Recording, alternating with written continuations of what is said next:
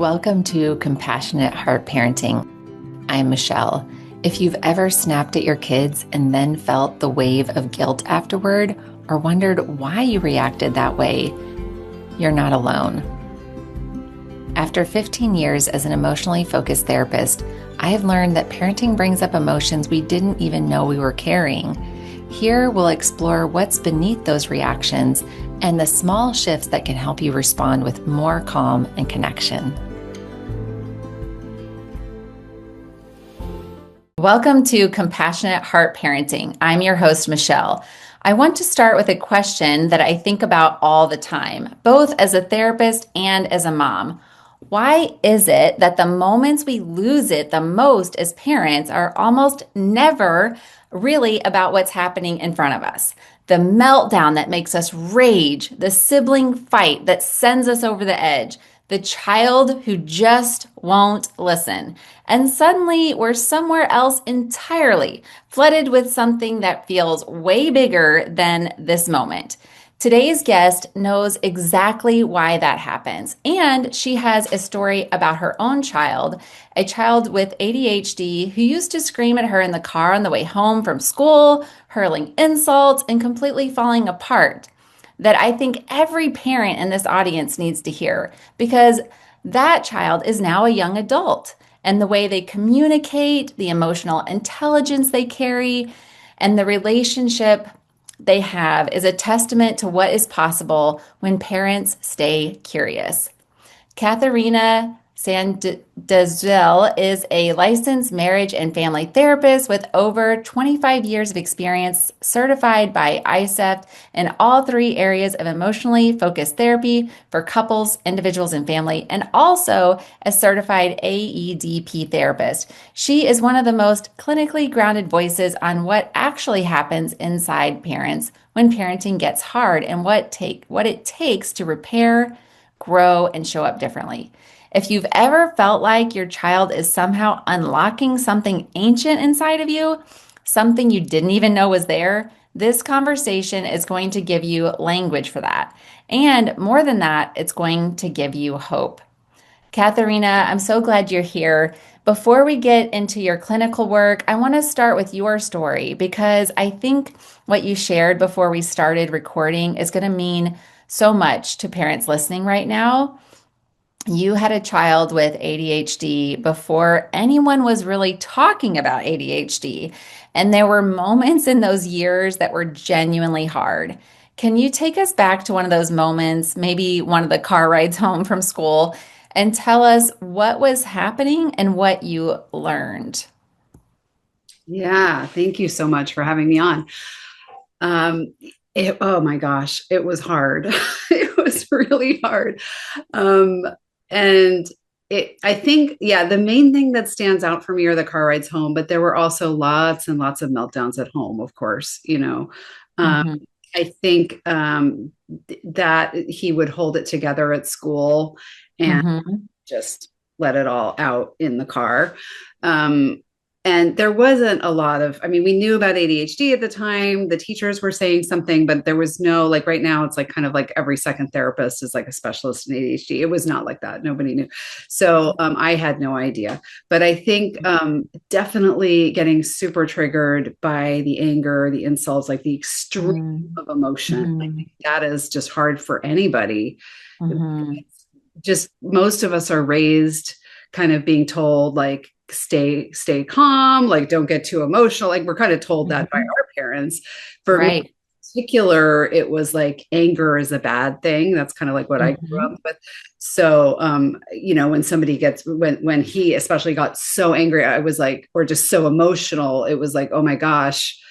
I think what was happening in me, I would get very dysregulated. I think what was happening was like Mhm. probably that thought of feeling of like, oh, this is bad, or these emotions are bad, or there's something wrong with these emotions. And I think Mhm.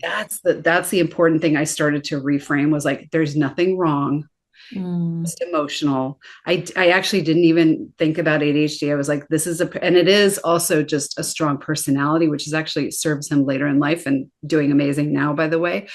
But Mhm. that strong personality, it's a personality thing. they do an emotional, also sensitive, emotional, strong personality, they get affected by everything. So it's also like highly sensitive people get Right. affected by everything around them. They hold it throughout the day. And then when they're safe with their parents, it all comes out. So that was how I started to hold it. Like, this is just, Mhm. and he's not wrong. He's not bad. He's not like, I would just stop pathologizing. This is just Mhm. what am I getting triggered by? My own sense of, oh my God, that this is bad to have strong emotion, and just sit with him, like pull aside, pull off the road and Mhm. just make time. And that's Mhm. the thing I'm really, and I didn't always do it. I mean, I made 1,000 mistakes, believe me. So I just want to say, like, I made so many mistakes. But one thing I think that I did well, which I was lucky, I was able to say, you know what? It doesn't matter. I don't need to be home at a certain time. If dinner Mhm. is half an hour late, or if I make the call later, it's okay, whatever I need to do, because this is the most important thing right now. I Mhm. need to just give him some space and hold kind of like, and what he needed and what most kids need when they do that is they need emotional regulation. And so if I'm dysregulated and I'm freaking out, obviously that's not going to help. But let's say I do, and then I can bring myself back and go, okay, hold on. I think I just kind of lost it just now. Let me take a breath Mhm. there, right? Let me take a breath. Let's breathe together. Let's Mhm. take a break. I know we're both upset, rather than you're upset, you need to calm down. We're both upset right now. Yeah. Let's take a breath together and just be in this. And we're feeling some strong emotions. There's some strong emotions here right now, and it's hard, and just kind of validating and leaving. Oh, and when he said mean things, obviously, like, you can't say those things. We're not going to say those things, those Mhm. things. Like, if he says, how kids can be, I'm not even going to, but it's like, let's just take a breath together. And so and that would calm him down, because it was like, now there's space, now there's validation. He's not being pathologized, he's being held, and we're doing it together. And I'm not like some grand poobah here on the hill. I'm actually doing it with him. And so Mhm. felt that holding and that container and safety to be able to slowly calm down, and also be able to talk about his feelings, because I was naming them too.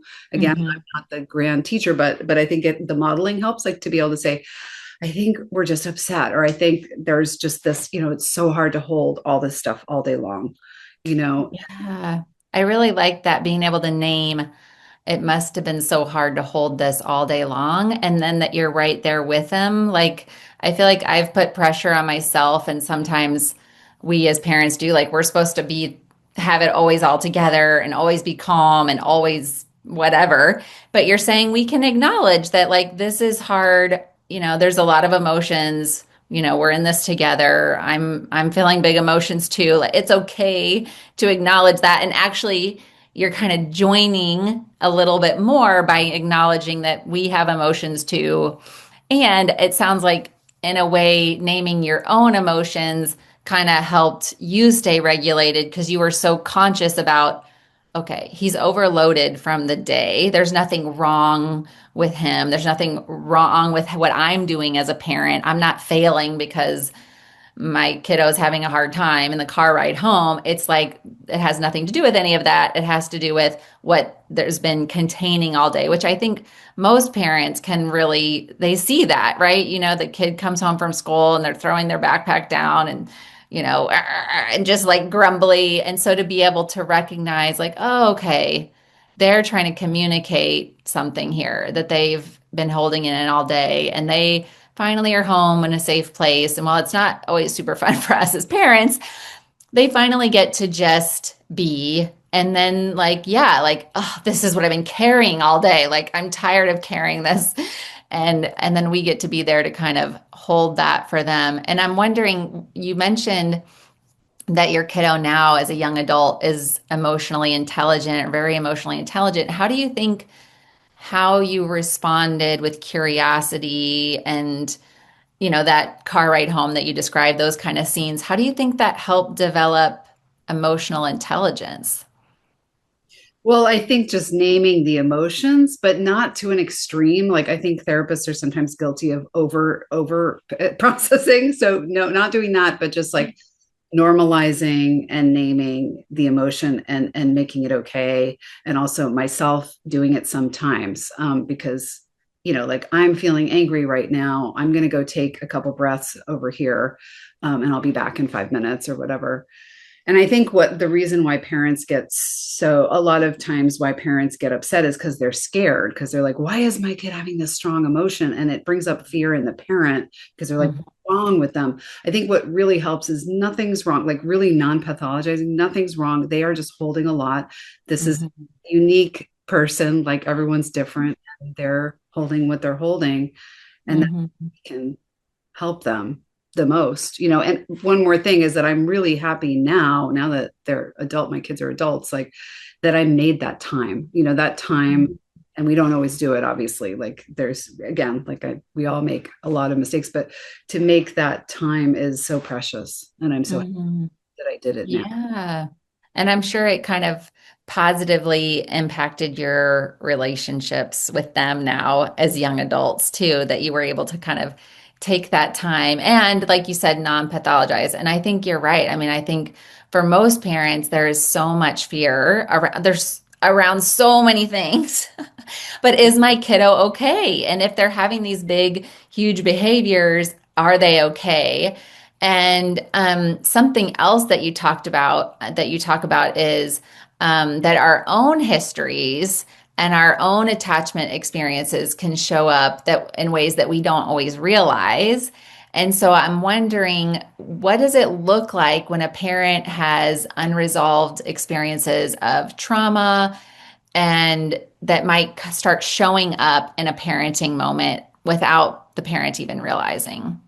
Yeah, great question. And let me just say about the non-pathologizing, that doesn't mean you don't get the help you need and that you don't find out what the diagnosis is and that's great. And also going, you know what, ADHD, so many people have it now. It's not Mhm. anything's terribly wrong, right? Right. Hmm. Okay, yes, great question. I, I see it all the time, but it's so normal because we all have stuff we had in our childhood. We have different levels of trauma, small trauma, big trauma, different things. And so we, of course, want our kids not to go through that because our kids are like the most precious thing to us, Hmm. right? And so we don't want them to go through what we went through in Hmm. whatever way. So we tend to overcompensate to avoid that. Hmm. And we have trouble reading the situation. We have trouble knowing in those specific kind of Hmm. trauma. So let's say like someone had a parent who didn't protect them growing Hmm. up from a raging father or from a raging parent. And then that parent with their kids will want to like really protect their kids, but they can't, Hmm. which is great. Of course, we want to protect our kids, but they can't quite tell when do they need protection and when do they need to kind of deal with something, or when can you just kind of be at their side and not be over protecting. So that's one that I see a lot, and again, it makes total sense. Hmm. Another one is like, let's say you saw strong, well, in this case, like with my son, when you see strong emotion, you're told growing up strong emotions are bad, and then your kid has strong emotions. I think the first instinct might be to have a reaction like, ooh, I don't want this, like to kind of reject it. Hmm. Shut it down, reject it, punish it. Exactly. And that's what our parents did. Right. So we might do the opposite. We might be like, no, we don't want to do that. But then you overindulge. You also don't want to overindulge the emotion and go let them have a meltdown whenever they feel to say whatever they want. You know what I mean? So it's this Mhm. balance. And how do you find that balance? And it's so tricky, so tricky. And I think the main thing we need to do is be compassionate with ourselves as Mhm. parents because we're growing and learning. Life is a school, for all of us. Yes, life is a school. I love that. If only we could remember that at these tough moments, right? I remember one of my parenting coaches saying, like, oh, that's my messy family. She would have me repeat that. And it was like, oh, like with all my being, I wanted to control everything. I wanted to have these nice little kids that got out of the car and played on the playground nicely and then nicely walked back into the car. And so the idea that life was messy was very difficult to accept and very real. It's kind of like you're saying we're not going to there's just things out of our control that we cannot, and then the pendulum unintentionally swings too far in the other direction. So, what do you think are some of the early signs that a parent's reaction might be coming from something deeper in the situation in front of them? How could a parent know, like, is my reaction about this that's happening right in front of me, or is it something deeper? Great question. And I just want to say first, for really quick, so I don't forget, messiness is actually good. Messy, because if you don't have any messiness, you're not going to have that ability to handle frustration. So mess and messiness in life, because life is messy. So messiness is actually good. Mhm. I would way prefer a family who is messy, which all of them are, including mine. Um, and then a family where everything's perfect and we're trying to keep it together and everything's kind of under the surface. We want our Mhm. kids to get frustrated and be able to tolerate it. We want them to be used to messiness and be able to tolerate it. This is all building Mhm. muscle to be able to handle these situations later in life. So it's actually good. Um, What a helpful reframe, like that we can look at those situations, which might feel yucky in the moment. They might feel embarrassing, like we would kind of want to hide. We want to hide our messiness. We want to hide our kids' messiness. But actually, you're saying we're helping them build a muscle that life will be messy. There will be frustrating things. And so when we make space for the messiness and the frustration, we're kind of coming alongside them as a coach through that so that versus if we squash it and shut it down, then I guess they don't really have any way of learning how to handle difficult emotions or frustrations because they were always just squashed and shut down. Am I kind of following you? and naming, I mean, to even supercharge it is to name the messiness, to be like, it's a little messy in our family sometimes. Isn't that, that's it's just is what it is. It is messy sometimes, but we always get through it, don't we? Or something like positive, and we because you're repairing all the time too. That's the most important thing, is the repair. You're going to mess up like 100 times a day. That's normal. At least I did. But to be able to Mhm. come back and go, I messed up. I'm sorry. Let me listen to what that was like for you, or just a quick Mhm. repair. But yeah, it's messy sometimes in our family, but we always work through it. You know, that's That's like, a really powerful repair. And so, like you said, quick and easy. I messed up. What was that like for you? Is that what you said? I messed up. Even just that's the first part, right? I messed up. How was that for you? yeah, or I messed up and I know I left you upset for a minute, and I wish I wouldn't have done that because I know Mm. or I was breathing in the other room and you were upset, and I feel bad that you were alone with that, but I'm here now, Mhm. you know. Yeah, yeah. I really like that we don't have to overthink these repairs, but those kind of just acknowledging a tough moment and circling back. And I love that you end with I'm here now.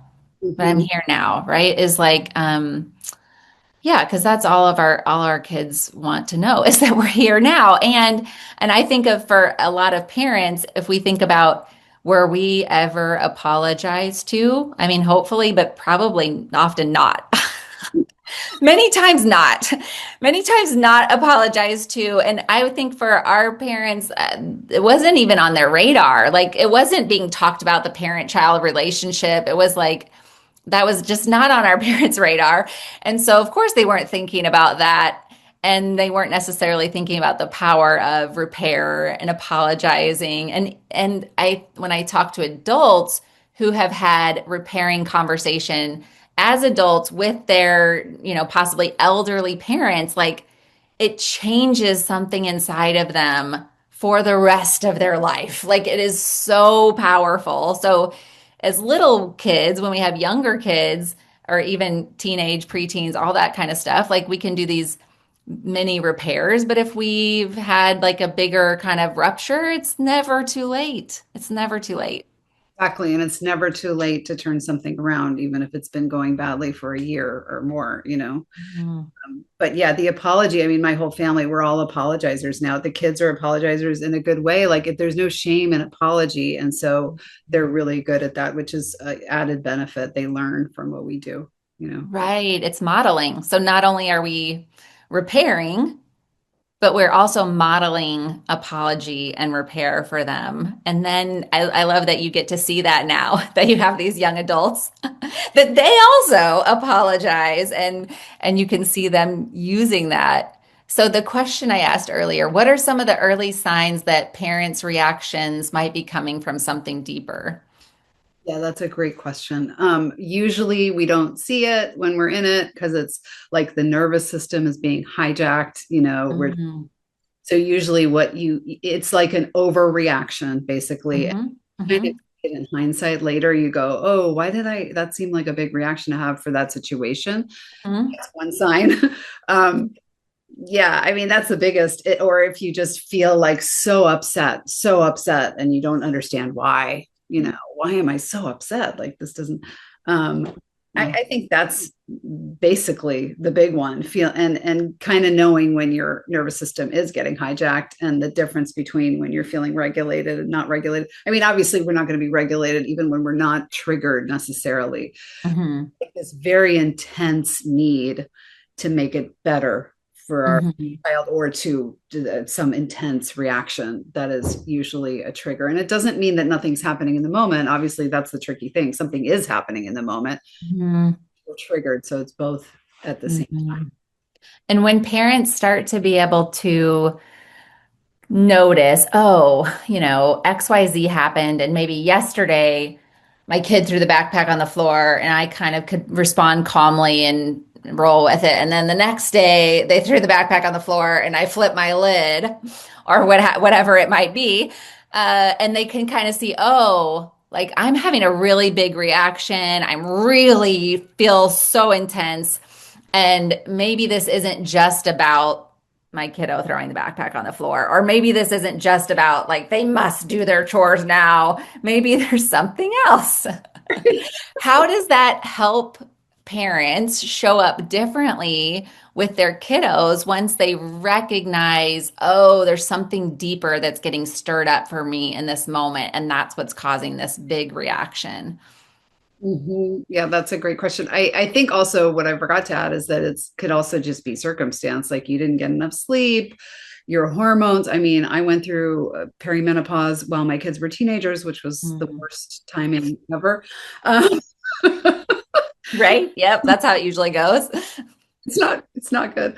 Um, but yeah, just kind of real, I think having compassion for ourselves, like, oh, okay, it's this, it's probably this, and being able to kind of self-regulate, knowing, having that awareness, being able to come back and self-regulate. And then again, it's the repair. It's like coming back because it's so hard to do it in the moment. The moment when Mhm. getting upset, it's like very hard to stop it in that very, Mhm. but Mhm. Mhm. better at doing it quicker and quicker afterwards, and maybe even in the moment. But it's kind of like the key is how soon after can you go, okay, I'm taking a deep breath now. I'm going to do the box breath. I'm going to do the Mhm. five hold, five out, five hold, and take a minute and calm, and then just validate myself, because first we have to validate ourselves, like, oh, I just didn't get enough sleep last night, or oh, I'm having PMS or whatever, or Mhm. really upset because of this trigger that came up. And Mhm. just validating, of course, because we have to nurture our inner child too. And this is the AEDP, by the way, is Mhm. nurturing our inner child, because how are we going to be able to nurture and validate them if we're not doing it for ourselves? So it's like a kind of a joint effort. It's like I really love that. it's almost like this is the impetus to do it for ourselves. So like really having some compassion and care for ourselves and why we're struggling, rather Mhm. than beating ourselves up or Yes. shaming ourselves. That's not helpful. Yes. I mean, it just makes it worse, right? 100%. I had that, like I went through a whole period of time where I was learning how to stop yelling. But when I finally could pause in the moment and I would take myself to the bathroom, but then I would fall into a pit of shame. And so it wasn't particularly helpful because then I would be so much in a hole that I was down and withdrawn from my kids, at least like a little bit. It was very, and so that is exactly what shifted is I had to start using self-compassion in those moments. And then that started changing how that whole thing went. And I have a thing called, for anybody listening, you can check out the pause and regroup, because it's the moment when you're like yelling mid yell or you've just yelled. And then I walk you through moving off the ledge, and then it ends with the self-compassion, because yeah, like we have a tendency, even if we can pause, we start to like attack ourselves, and that's going to be just as harmful as the are equally harmful as the yelling itself, and the rupture that caused with our kiddos. So I love that you're adding that inner child work. What would be an example of an inner child work that a parent might, or that maybe you walked yourself through in one of those moments? That's a great question. I mean, I think it becomes something, speaking of deliberate practice, sort of skill building, like doing reps, because it takes a lot of reps to get something to be like you probably experienced with the taking a time out or just taking a break to have it become habitual. But it might be just taking, it might be later. You might not have time because the parents are so busy, right? But Mm-hmm. if you've practiced, let's say you do it later before bed and you're like, okay, I'm going to take some time to work on this part. It's not just that you, because a lot of times the shame comes in, like when we feel bad about it. And then even if we tell ourselves, oh, it's okay, like you made a mistake, still the shame can be there. So we want to work with the shame of like also nurturing the shame, like, oh, that Mm-hmm. shame came up, like that's what happened. Yeah. So kind of like treating that as a part that needs care. And so we can do it later before we go to bed, just have some time where we're kind of, you can visualize like a safe place or a safe, garden or outside place where you sit with that part and you Mm-hmm. check in, what does that part need? Maybe it needs like a cup of tea, maybe it just needs you to hold it. I had there are different, so many different images that can come. It might just be they need to sit in our lap, and just hear that it's going to be okay, kind of thing. Mm-hmm. But once you do that a bunch of times with the longer one before bed or in the morning, Mm-hmm. you can then pull it back quickly in the Mm-hmm. moment. So when Oh, I really like that. then you can remember, oh yeah, this part of me really wants to just sit in my lap or wants to be in a sling. It's a really young part and wants to be in a sling. I'm going to Mhm. put it in the sling right now. I'm just going to imagine in the sling and give it a little pat and remember, let it know I'm here. And Mhm. it's that quick. Once Mhm. you've done a little bit longer work, then it's, Right. oh, I'm doing that in that moment when I'm upset. And now I'm going to come back and go to my child and go, oh my gosh, I know I just kind of got really mad there. I'm sorry. I'm Mhm. stressed out today. But I just wanted you to know I love you, or Mhm. probably you had a hard day too, or something like that. Mhm. Mhm. You want to. I really like that. So you can do this deliberate practice, like in the moment. Yeah, life's happening. Woo, like it's going. But then at the end of the day, you might have a moment to just remember. And I think that's what's crucial about this is because shame can so easily come in, it's normal that we want to like never think about that again. And then it just comes and hijacks us again later, or we beat ourselves up and we feel terrible. So we want to avoid that. And if we have a tool, we could actually look at it, but we can look at it with curiosity and compassion.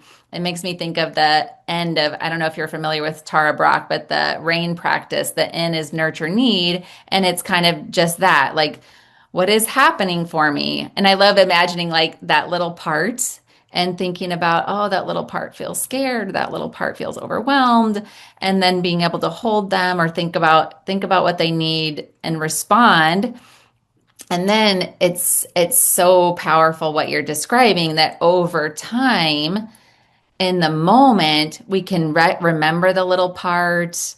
We can acknowledge the little part. We might put our hand on our heart, and internally, we're kind of doing this really meaningful thing where we're taking care of that little part, and then the everything just calms down so much faster. Mhm. And That's right. that is And then we just regulate pretty quickly. Yeah, that is very powerful and so healing. I mean, it sounds like, and this is the thing that I've felt like is so cool, is these tough parenting moments.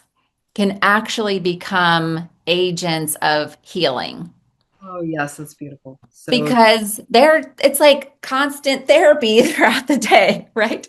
Well, it has the potential to be. It's constantly stuff is getting stirred up, constantly, this stuff is coming to the surface, whether it be like you said, day-to-day stuff, maybe we're tired, overwhelmed with whatever, or old stuff. But either way, if we're getting curious about it and turning towards ourselves with compassion, we are practicing creating a new relationship with ourselves, which has the potential to be healing and shift how we feel about ourselves.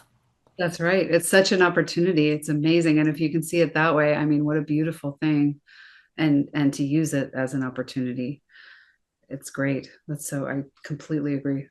Yeah. And for anyone listening thinking, oh my gosh, that sounds really interesting, but it sounds like a lot of work. It has been. Like for me personally, this has been, I mean, I'm sure it will continue to be a lifelong process, but years of working with parent coaches, years of working, using my EFT skills on myself, years of using my self-compassion tools on myself. And over time, it became healing. And that's what kind of made me want to have these conversations is like, oh, there's an opportunity here, something that was painful and can be painful and frustrating can be potentially healing. And it's okay to get support. Like, it's okay to 100% get support. And just like other challenges in our lives can be opportunities like illnesses and things like that, Hmm. opportunities for growth and like to say, what do I need to learn here? Right. Yes. And let me see if I had another question for you. So you described your child as spirited, which I love that reframe of like big emotions, big personality, big opinions. I have one of those. For parents who think they're raising a child with either ADHD or highly sensitive, you mentioned that too, or a spirited child, big, intense energy, who are also exhausted and sometimes ashamed of how they react. What do you want them to understand about what their child's actually needing from them in those tough moments? Mm, yeah. I mean, and a lot of times they're being rejected at school too. Mm, right. They're a little different. Uh, Mm-hmm. it's hard, for a lot of these kids. Or all three, they often have all three of the things you named, the highly sensitive, Mm-hmm. strong personality, and the ADHD. Um, but what are they needing? I think they're just needing our presence, our strength, to hold them it's almost like an energetic container of like, it's okay, you're okay, we can hold this together. You don't, because we're teaching them, we can hold Mm-hmm. this emotion together, these emotions together. They don't have to, you're not alone in this. The main thing is you're not alone in this, Mm-hmm. attachment, important thing is that they're not Right. this all by themselves. So they know that we're there. Mm-hmm. Incorporate that into themselves as like a safe space in themselves, because a lot of us didn't have that, like what you were describing with the parents we might have had, like we didn't most people didn't have parents who were like, I'm here with you, like we're feeling. That's very much today, not 20 years ago. So we're kind of learning it as we go. I don't know if I'm totally answering your question. Is there anything I'm not quite answering there? Oh, Is it? I think so. You made me think of like these emotions can be scary for kids. Yes. Like these emotions can feel intense and scary. And it makes me think of the adults that I work with who say, I don't want to feel this. I don't want to go there. I'm scared of opening Pandora's box. I don't know if I'll be able to get out of bed. I don't know what will happen if I feel these emotions. And so, of course, like kids can feel fear along with the overwhelm. And so I love that you said our main, you know, goal is to just be there with them so they don't have to be alone when they're feeling those big, intense feelings. By our calm presence, we're signaling to them, your emotions are normal and reasonable. I'm here with you. You don't have to feel this alone. It helps kids feel less afraid of their own emotions. Does that feel accurate? This is a really good point about the fear because general, yeah, and you're right about the adults too, who never felt like they could feel an emotion. They didn't have the support, so they're afraid of emotion. And so we want to make sure that our kids feel not afraid by, and that the only way to do that is to be present. That's how they don't feel afraid. And we can even name if we think, because sometimes they don't have the words. A lot of times they don't have the words. Sometimes I'll name like, oh, it might be, sometimes it's scary, or sometimes it's just hard to go to school, or like if they're not saying it, I Mm-hmm. say it with a question, like it might have been hard today at school, just as a thing, because I think it helps them incorporate then into their sort of, to organize the feelings into like, oh yeah, that Mm-hmm. was because it was hard at school today, or whatever it was, or I didn't get enough sleep, or I'm frustrated because I can't get this homework done and I feel bad about it, Mm-hmm. and kind of help them name it as in a tentative way. And I like, maybe it's this. Or I Mm-hmm. remember when my kid was like 9 or 10, or the sort of tweens, like they're starting to get away from us. They're starting to feel a pull away from us, but they're also grieving that. So Mm-hmm. very confusing. So kind of naming that for them, like, Mm-hmm.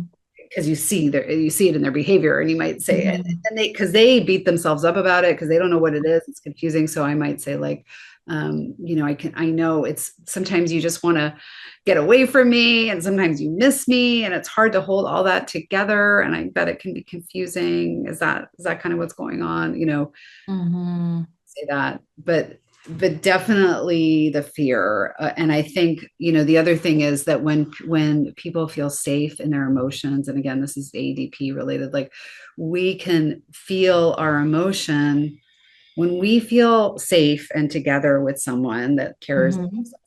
We will feel the emotion within like 2 to 5 minutes, pretty much. Oh, that sounds like such a relief rather than having to keep it in a container for who knows your whole life, or rather than like it lasting an hour because you're kind of like always tapping the brakes on it. So you're saying if we can just feel it, like Emily Nagoski talks about moving through all the way through the tunnel, like we can actually let the emotion go all the way through within a few minutes. Well, they call it the wave of emotion in AEDP. And the wave of emotion goes, if we can really feel it intensely and we feel connected, not alone, because when we're alone, we're just in spin cycle usually and we get stuck or lost. This is like Mm-hmm.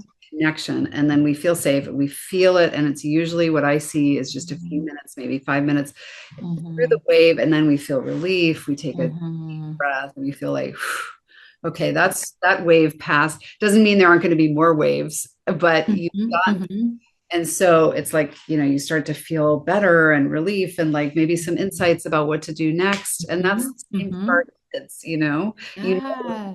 kids, they'll just like scream and cry and it comes out, and maybe it's longer than a few minutes, but then if they feel safe, then they're like, okay, and they just get up and start playing again, right? Mhm, But mhm, that's what that, and so when adult, even this is more adults, like when we start to experience that can just move through that wave and we'll be fine, like we start to gain more confidence that those mhm. feelings aren't as scary or threatening as we thought they were. Like it's Right. Yeah, it's so powerful.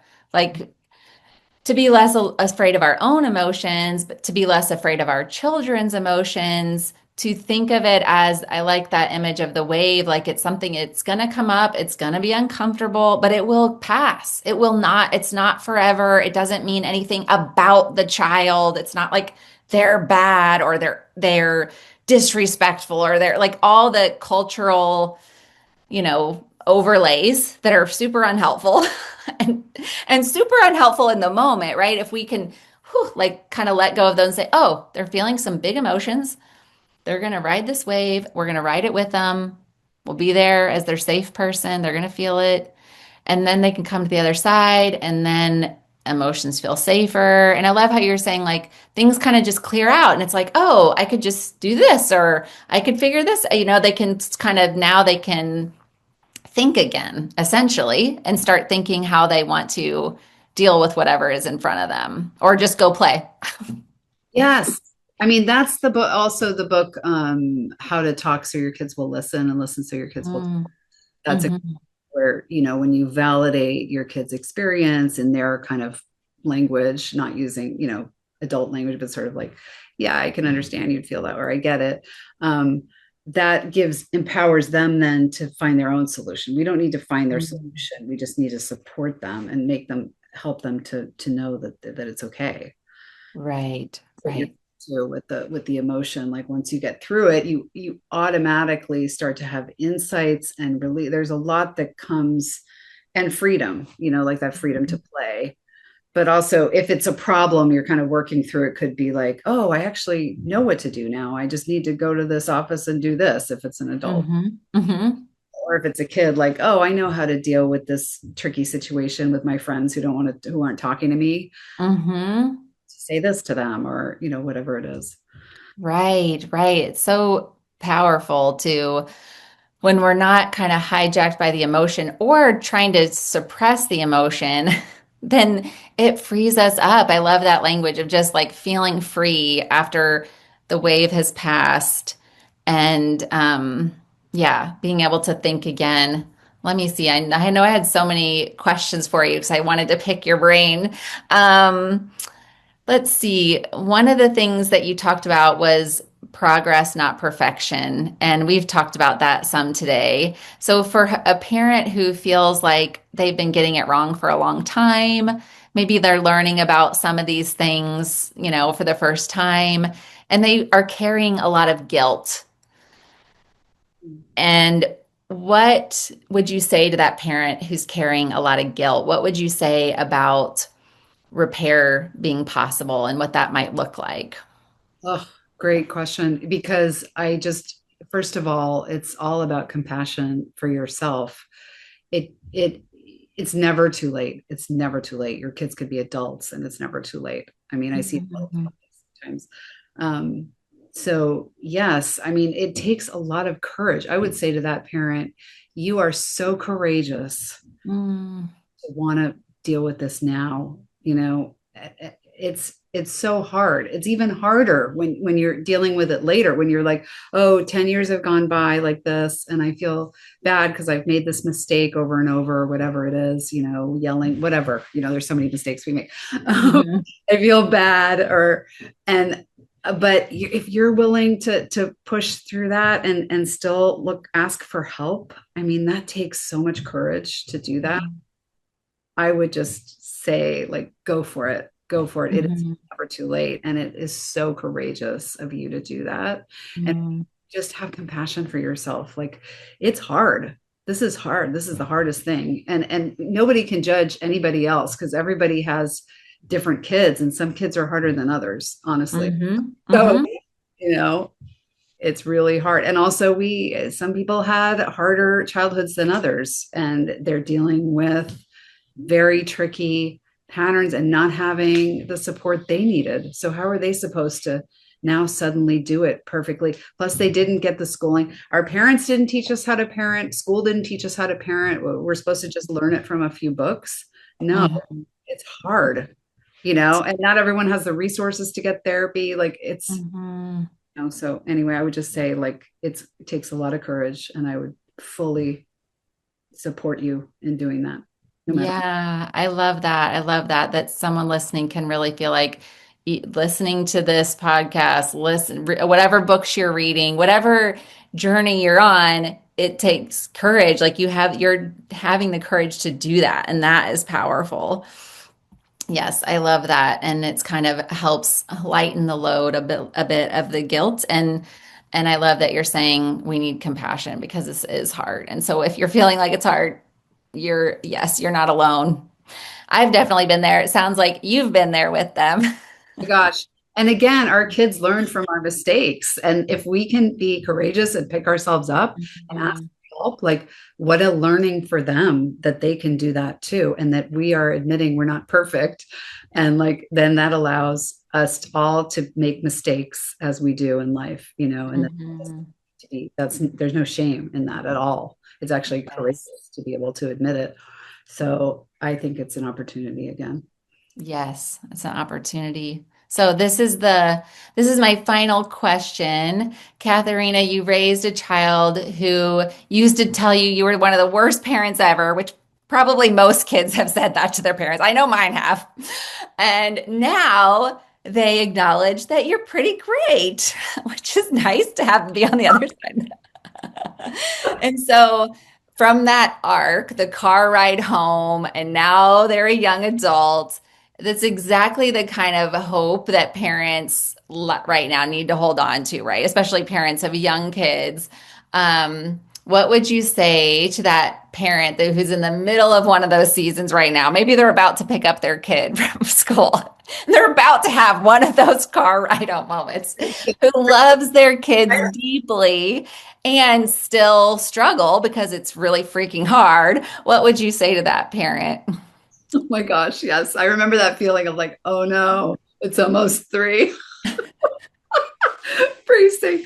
Yeah, well, honestly, like it's true. My kid did ever since, well, both kids, since they've been adults, they've been saying like, oh, we had such a great childhood. And I'm always like, okay. Like, I mean, I don't think it was obviously wasn't perfect, as I've said here, but I'm just, it's so funny. Like they're like, oh, you were such a great communicator. We've learned so much, blah, blah, blah. Yes, it does change. I promise it will change, especially if you're just working on yourself as you go, working on your, because we all have to work on ourselves. There's no perfect parent who is just like sprouted from Zeus, being a perfect parent. Like that doesn't happen. So we're all either people are faking it or pretending, so or they're like working hard and admitting that they're working hard. I don't know anyone who was like, unless they had super easy kids who were just like drawing in a corner, like that. Sometimes you have those parents, but like that's not me.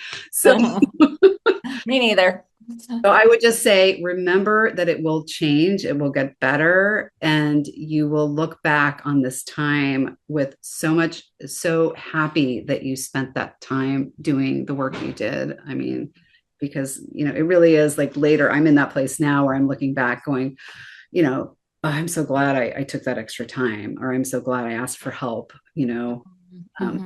God, Yeah, yeah, I love that too, because we don't have to do this alone. And there's lots of different kinds of help that we can get. And yeah, that is, we live in this culture that really drives home independence, and it's not helpful.